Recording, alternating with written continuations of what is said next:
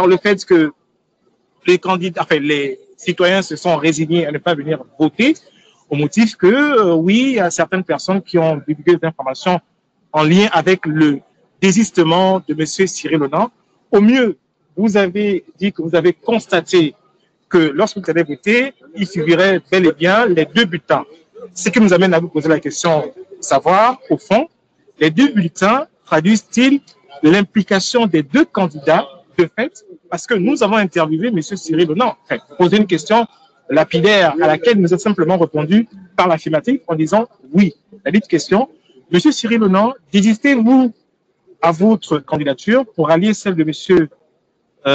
Rostand Ngonga? Il nous a répondu oui. En l'espèce, n'est-il pas en violation de l'article 80 du Code électoral? Donc, dites-nous un tout petit peu cet embroglio qui n'est pas forcément compris au lieu des compatriotes. Déjà, par rapport à l'engouement, je pense, hein, c'est mon point de vue, que forcément, ça a eu un impact, la déclaration du candidat Cyril Honan, qui a quand même drainé derrière lui des compatriotes à partir du moment où il annonce que il se désiste du second tour. Moi, à mon sens, forcément, son électorat voilà, s'est abstenu de venir participer à ce second tour, à mon sens.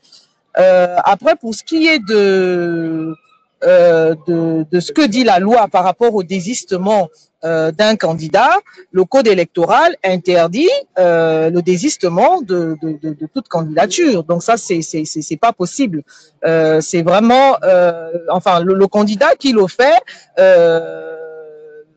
Dans quel contexte il le fait déjà? Parce qu'il y a eu des choses qui se sont dites. Moi, je vais pas, je suis pas là pour avancer ça parce que j'ai pas de preuves.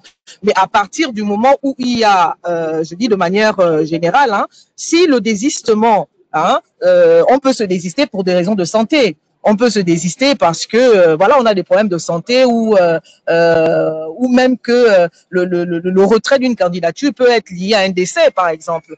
Donc, dans ce cas de figure, la loi dit clairement que c'est le troisième sur la liste qui vient compétir.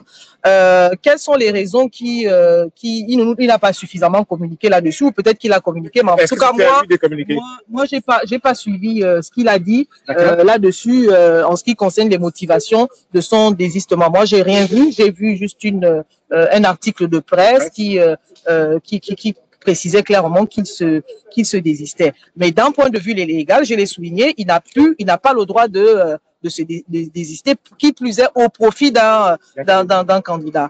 Et si derrière c'est sous fond de fraude, pour ma part, je pense qu'il est passible, la personne est passible de poursuite pénale parce que ça vient entacher la sincérité du processus électoral.